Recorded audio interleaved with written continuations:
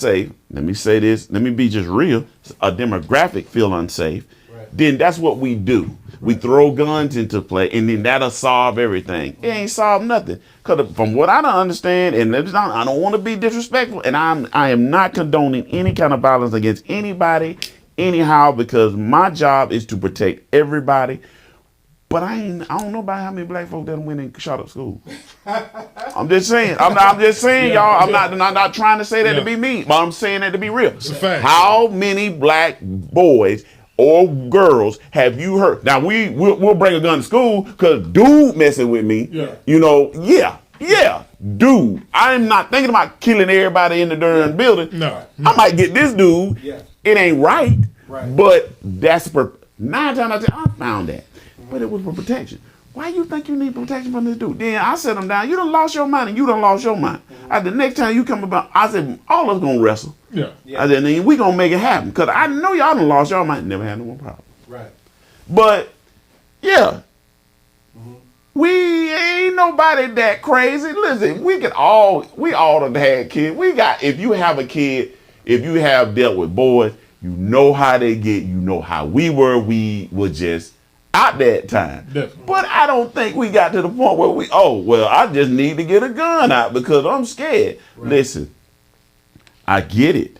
You see these guys that are bigger than most of us. Yeah. When life switch to sports mode, hold it in the road. When you get so mad you can explode, hold it in the road. Bro, just stay focused on your goal. Don't let them crack the mold. The finish line straight ahead, bro. Hold it in the road. When life switch to sports mode, hold it in the road. Room, and you got this teacher maybe 5'2", 5'3", wet, and weigh 100 and some pounds. Right. Big dude like, I don't want to do this. Okay, you don't have to do that. But you're not gonna be disruptive in my class because what I done found with kids, and I'm gonna leave it like this. What I done found with kids is if you show authority, because kids do want authority. Whether we believe it or not, they do. They want structure, bro. They do. I think we talked about this last time. Oh, yeah. I think they want structure. Yeah. They want structure, but they're gonna get it. Now they can get it bad or they can get it good. Right. So if you give them structure and say from the get-go, I'm not gonna tolerate that in my class now. I had a teacher like that. I had as an SO, she was the best. Let me tell you something, brother. Let me tell y'all this. I'm sorry, I don't mean to rap, but she was such a good teacher. No, you're good. My brother, I had football players. She standing at that door.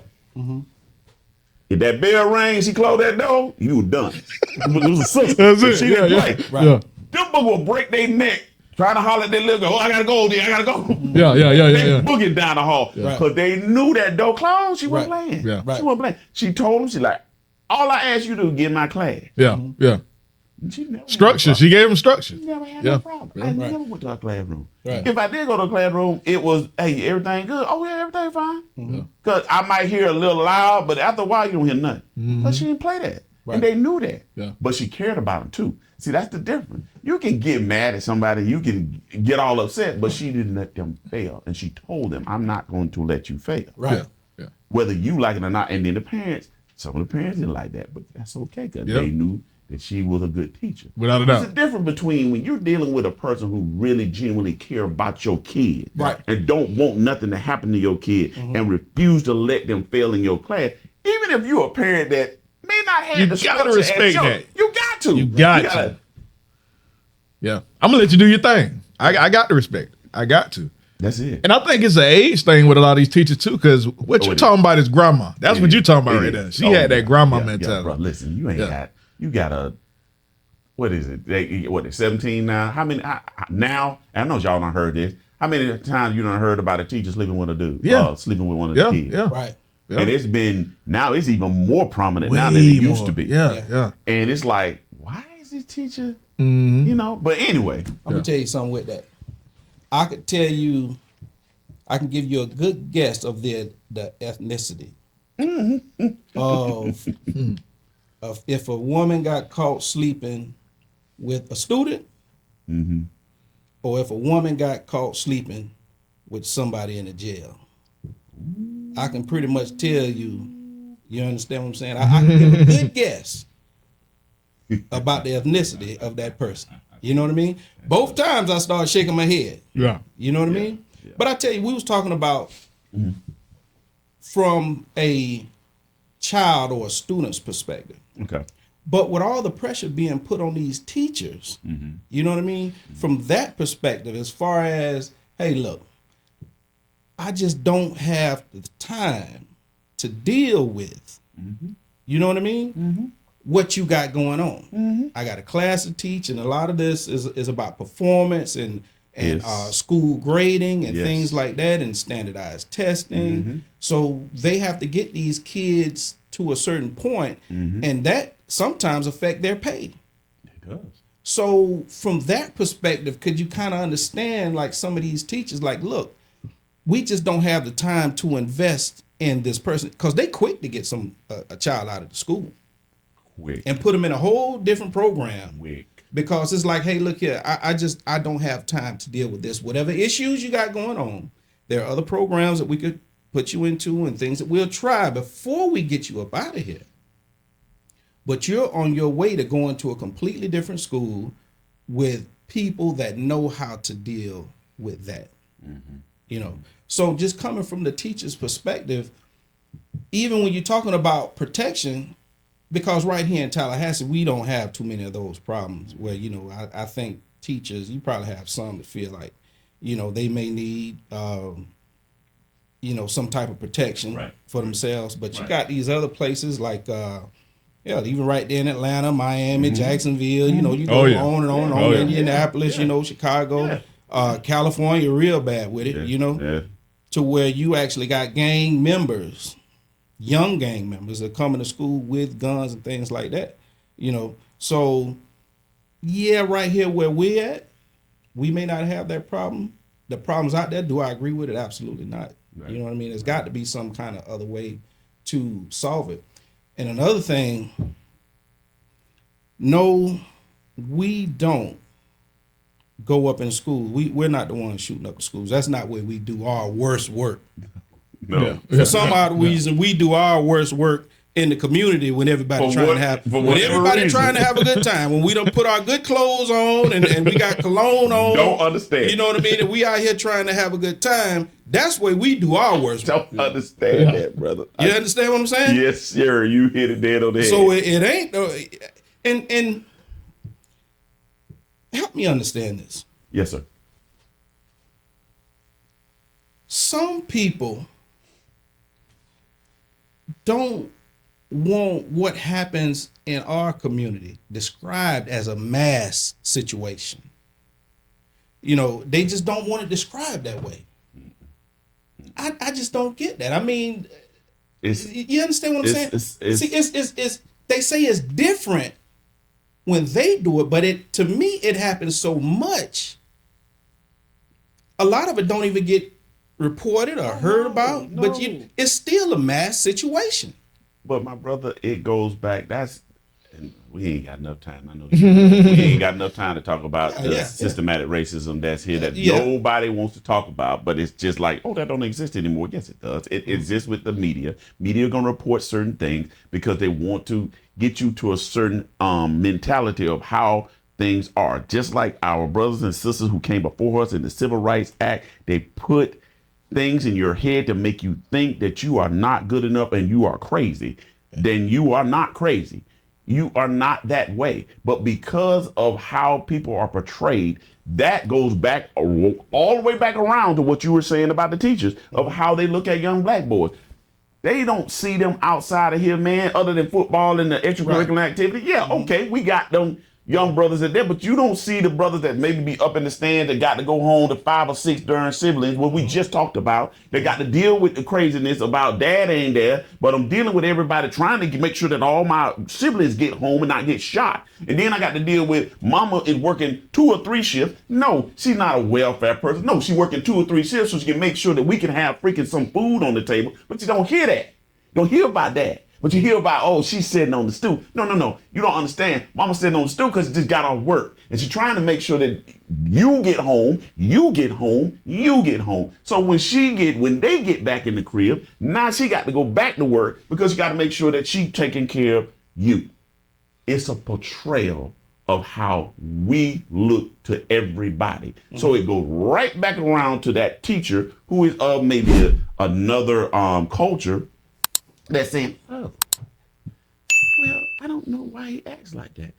Well, the problem is that this young man, these young people are dealing with so much you don't know. But guess what? Insurance company, I'm sorry, I got to go here. Insurance company.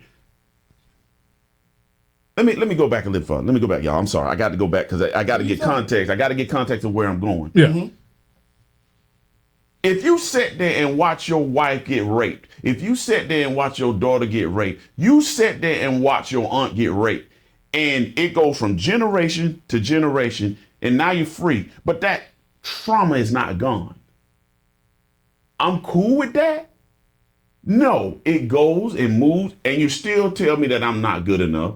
I still try to do everything I can to be good enough. I go into your military. I take care. I do everything that I'm supposed to do in the military. But you still not good enough to go and get a cup of water at a darn counter. This is traumas. These is traumas that's going through the generations. So you getting it. You ain't gave me no kind of mental health to nothing. You ain't did nothing. So all this, as a boy, I see this. As a man, I see this. As a grandparent, I see this. But I keep that in mind. Oh, but you got to be crazy. But the grandparents we had kept that in.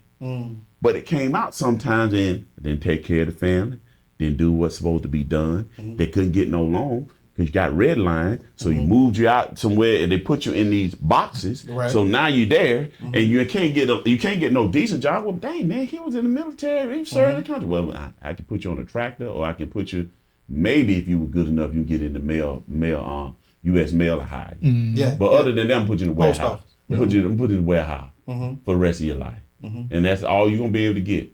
I don't know if I'm going to put you in a school. Now, if the Lord shines on us that we can get somebody into FAMU, or we can get somebody into Bethune-Cookman, thank God, maybe the curse will be broke. But through all that trauma that we're living in this great country, which I love America, because my grandparents built this just like everybody else. So damn right, I got the right to stay here. I got the right to claim everything that's in it. But the mental health aspect of it, brother, I was coming here, I met, but then seen a couple of brothers just walking, lost. You can tell the insurance company, now I'm going to get to the insurance company part. They'll give you 1 or 2 mental health visits. That's it. Dang. All of us have trauma. You have trauma, I have trauma. And you deal with trauma as a black man, you deal with trauma constantly. Whether you believe that or not. Right. You deal with trauma that walking down the street, me and you can walk down the street and everybody looking. What you doing? What are they doing? Why are they doing it? And you may live there. That's a trauma. Right. That's a trauma. But we don't have access to the different things that help us get through the trauma. Right. And that's design. That's a design. Yeah. That's a design to where they're good. They're fine. Hell, you know and I know. I'm gonna tell you this. And I went there to say, we're dealing with so much in society that we're portrayed a certain way. We don't get what we need health-wise, mental health-wise. I'm not talking about health-wise, physical-wise, mental health-wise. So what you gonna do? You're going to look at the people that supposedly are claimed to be the examples. Black people didn't learn how to listen. Yeah, we have had in the past and still violence. But how do we learn that? Just ask it. I ask that question all the time. It's not a black or white thing. I ask that question all the time. I said, because the slaves didn't really know that. They saw it. Yeah, definitely. Right. So when I hear, and I also hear the thing, oh, well, black people had slaves, they were looking at who had them and portraying. That's the same kind of mentality. I'm looking at who is supposed to be looked upon by the media, who's portrayed as the leaders, the leaders, who we got to look at as this. But we've never had a chance to step out. We never had a chance to be in the forefront. We've got bits and pieces. We got a President Obama, that was a bit. We got different pieces that are like Jasmine Crockett, that's a bit. Love her to death. Jasmine Crockett, that's a bit. But those are bits. Those are bits. How many do you really know that have stepped out on their own, regardless of what's going on around them, and stood firm? The Martin Luther Kings are gone. We don't have those people who are now, okay, we have John Lewis, those people are gone. We got to have people that'll step out. Listen, once we get people to step out and stand up and say, look at the trauma that we've been through. We're surviving trauma. I said, when we survive this trauma and now we're trying to get ourselves out of this mentality of you're not good enough. We're good enough, better than good enough. Now we're starting to learn our history. Oh my God. Now we know about how many people done invented this, how many black people done had this and done made this better than this and this. What's wrong with that? Because of a betrayal. You cannot let nobody find out. Y'all know this consciousness. I think Malcolm X said that. Your consciousness. If you get a person that find out that consciousness that they are, whoa, I'm this, their consciousness, now all of a sudden they feel like I'm the bomb. And you can't tell me that? That's a dangerous person. Enlightened with truth. That's it. That's it. You said it better than I could ever say it. And then guess what happened? Now you can't put me down. Now you can't put me down on the floor and portray me like I'm a violent criminal element and I need law enforcement all the time on me. I need the troops. I'm sorry, I'd probably say something. I ain't got no business. I don't care. Do you think? But I ain't got I need troops to make sure that my neighborhoods are okay. Really? I need troops to make sure my neighborhood's okay. Now, let me tell you something. Let's get it. Don't get it twisted. Baba, boo, boo, da, da, bb. I got all these in my family, so I can say this. Da, da, dee, dee, pop, pop. Might need to go jail. Because they don't want change. But at the same time, I know Baba, boo, boo, pee, pee, pop, pop. They all had good parents. Just because they was in the hood don't mean they were bad.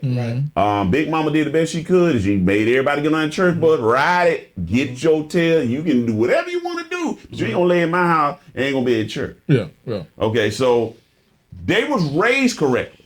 They decided to do things. Now, my counterparts, my brothers and sisters that are on the armed forces, I'm talking about white and black. They go out and they patrol Southside. Okay. Now you're gonna see a multitude of police cars in Southside. You see them in Cologne? No. Why you don't? That's a betrayal. That's something that's media done put out there. Oh, yeah, man, they violent all the time. Every time you turn around, you hear something going, yeah. If you put me under a microscope, I can't even breathe, move, pee, whatever. Absolutely. You'll find something. Bro, I promise you, if I be around you long enough, I'll find something. Without a doubt. I'll find something. Yeah, we ain't perfect. No. So you saying that Southside is over policed? I think so.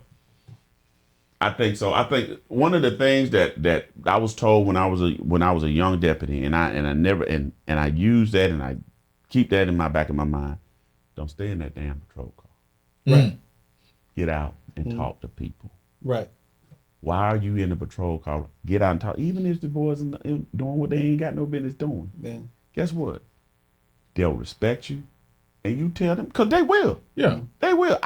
One of my best friends, big time. But you know what? Even he knew where I was going. When we were in college, y'all, when we was in college, I knew what he was doing. Yeah. He didn't bring that around me. That's good. He saw what I was trying to do. Good. He said, look, bro, no, we can't hang out today. Two different paths. Yeah. And did I get mad at me? I didn't want him to do that because I knew where it was going. But at the same time, I said, he's a human. I know this dude. See, the people don't understand. I know this dude. I know this dude hard. He ain't just out there looking to kill nobody, but he gonna defend himself. Yeah. You know what I'm saying? And unfortunately, he's smart as a whip. If you talk to some of these brothers that in the game, man, they got smart as a whip. A lot of them calculated. Smart as I said, bro, you got product. You doing this? I said, you just I got product here. You got to you can put that skill in something. Yeah. Get me wrong. Hit me what you good in. It's bad. But you got product. You got this, you got to move it, you got it. I said, you just talked about supply, demand, Marketing. You just marketed and you did everything Whole business that you plan, would go to yeah. school to do Yeah. in a business class. Yeah. Oh man, I'm just telling you that's all it is. Yeah. I said, but you doing it the wrong way. Yeah. How did that person turn out? Unfortunately, he had to go to prison, but he's back and he's doing what he can. I'm gonna tell you this: he's not in the game no more. But I will say this, and this is wrong for me to say this, but I gotta say it. Do your thing. He saved all his money. He moved all of it out of his name, moved it in his mom's name. His mom passed away. God bless her. But they can't mess with his money.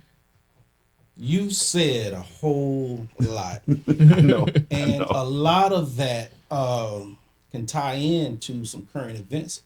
And forgive me for not writing it down. No. But I got to ask you a few questions. Go ahead.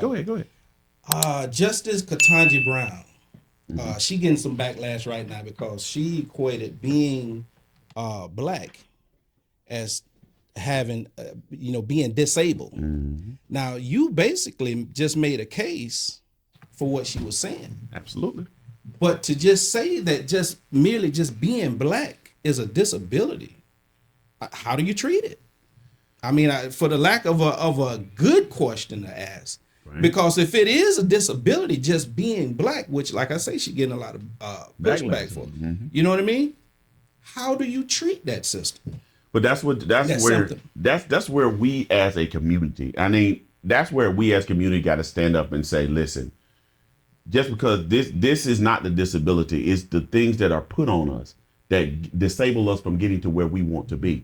Not so much of being black in America. And I think they took it out of context too with her saying that. I think she should have explained it more. Yeah, because I didn't hear that. I just know that she's getting back. I listened to a little bit of it, but I didn't listen to the whole thing. I think she's getting a lot of backlash on something that she was saying it in the context of, it seems like every time that we try to make strides or do something or make it to a certain aspect in life, or we question certain things, it's like but you're African American. Yeah. You well, what's the genre now is y'all get everything. Right. Have you heard that? We get everything. Oh, now we get everything. Oh, well, African Americans, that's y'all got everything. Really? Yeah. We did. And we don't make up, God, man. Do we make up even a percentage of anybody who has wealth in this country? I don't even think it's even 1%. I think maybe 0.5%. Yeah. I don't know. But my thing is based upon wealth, and it's based upon power, and it's based upon what you are doing, how your communities is moving forward. If you look at the black community, and I'm not saying that we're not making strides, but we are so far behind. That's why I went all the way back to slavery, brother. Yeah. And that's why she's saying that. Right. She's not saying that to say, yes, we're disabled. We're disabled because we have been disembarked from all of what America offers. Who is supposed to solve our problems for us? Us. Right? And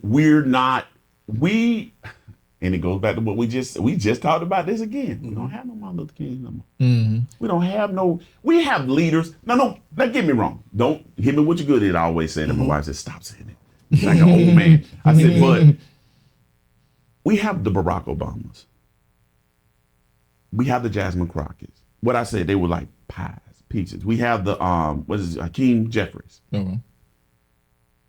But they can only do so much because what has happened is I can tell you that you're better than me. And you might believe that. What it is our community is so splintered because we don't look at the holistic of how we can get ourselves together. Like, you know what I would love for all of us to do is go and find a book on Tulsa.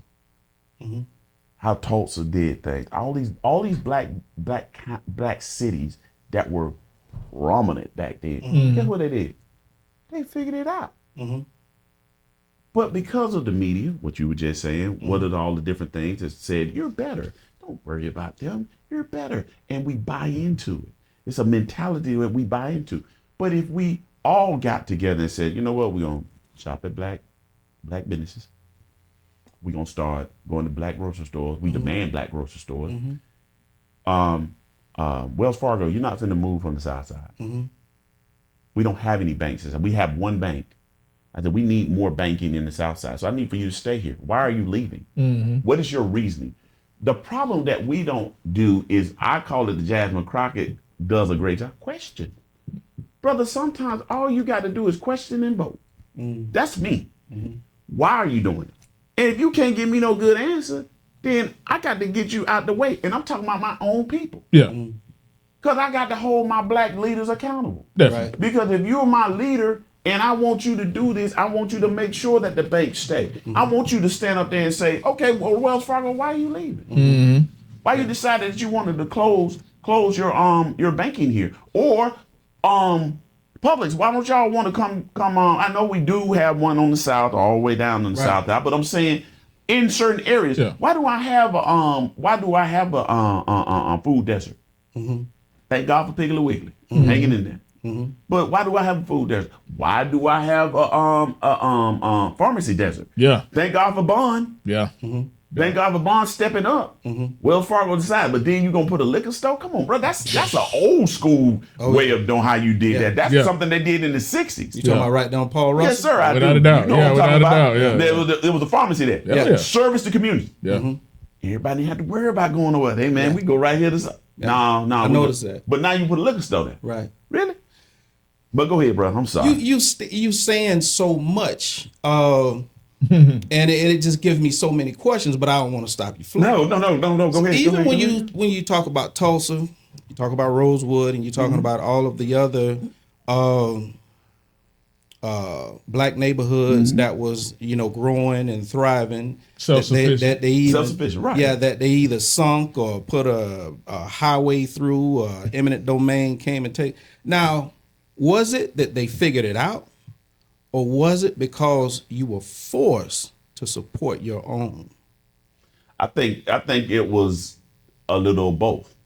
I think they were forced to first they were forced to support their own because they couldn't go nowhere. I mean, where else could you go? I don't want you in here. And then guess what? The prices changed because the carton of eggs might be, for a certain culture, might be 99 cents. Well, back then probably a dime, but now for me it's 30 cents. Right. I can't afford that. Now here's a Go ahead. second part of that question. I don't think I asked you this last time. Come on. Did integration help or hurt the black community?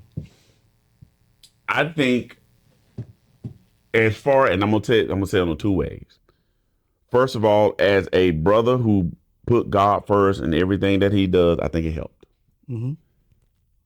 But I don't think I think it was forced. When you integrate, you can't force people to do certain things. Right. There were what Bernie Sanders walked with Martin Luther King. Yeah. You know what I'm saying? There were white people who did. Matter of fact, there were white people on the trail, on the railroad, that put their whole life in danger just to make sure that black folk went to freedom. Yeah.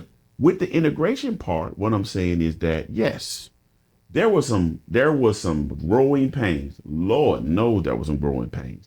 But at the end of the day, we can't live separate. God don't want us to live separate. He never wanted us to live separate.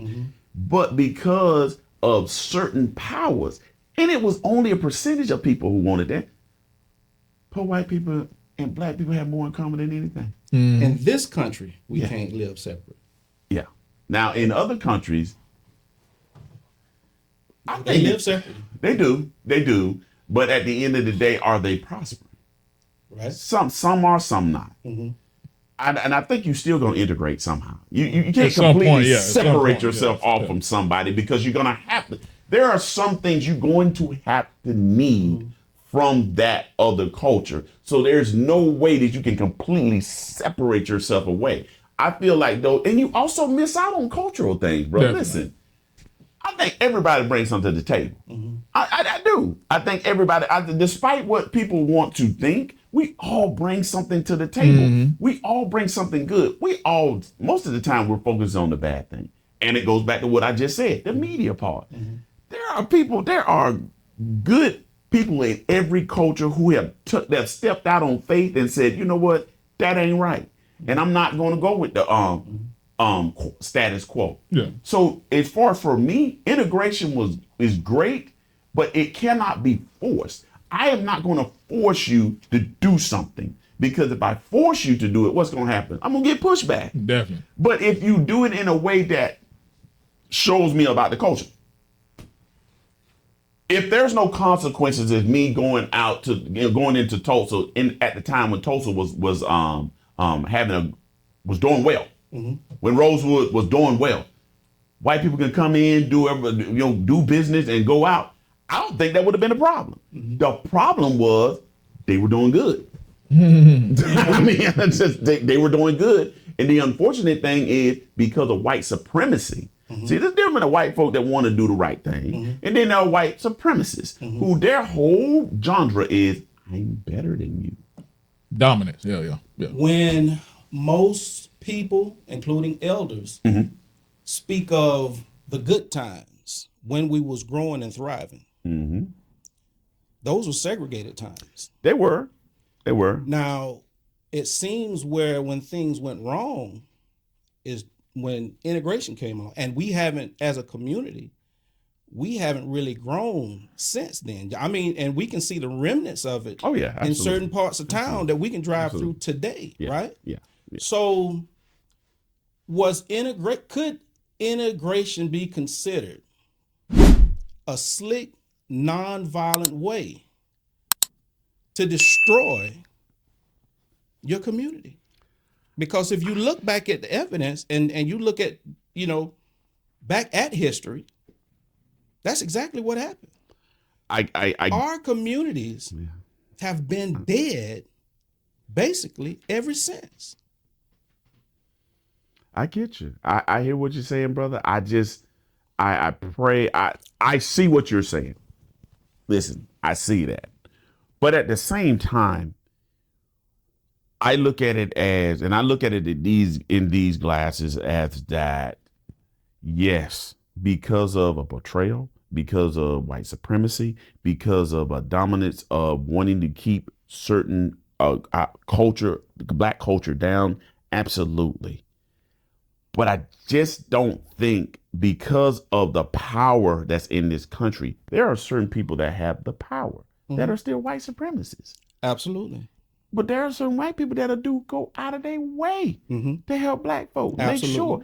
And that's the problem. The problem is not so much of the integration piece, it's the power structure in our country that there are certain people that consistently keep that power that has been multiplied through generations because of white supremacy, because of the things of redlining, because of the things of moving people out to the burbs, because of putting us in Section 8, because of all these things, going back to what I just said, systematic racism.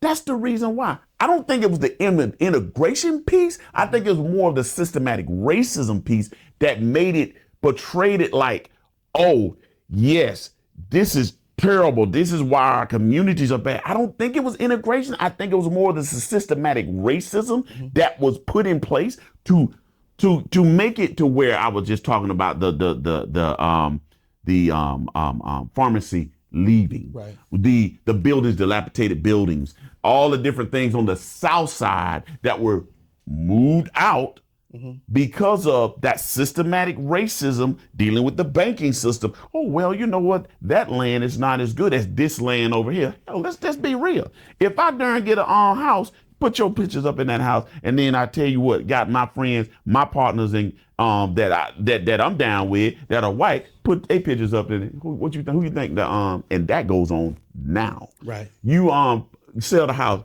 Who you think gonna get what the value gonna be? That's what I'm saying. I'm not saying the integration part. I get what you're saying as far as the integration piece, because my mama integrated her school. So she tells me about all the terrible stuff that happened.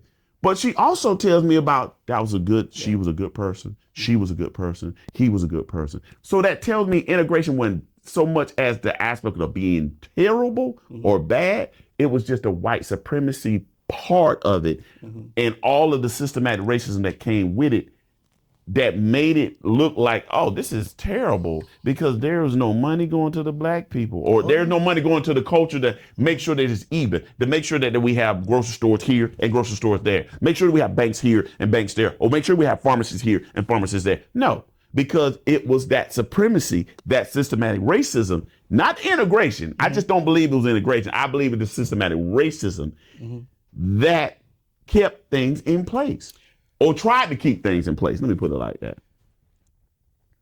Financial problems that we have today, who benefited the most from integration?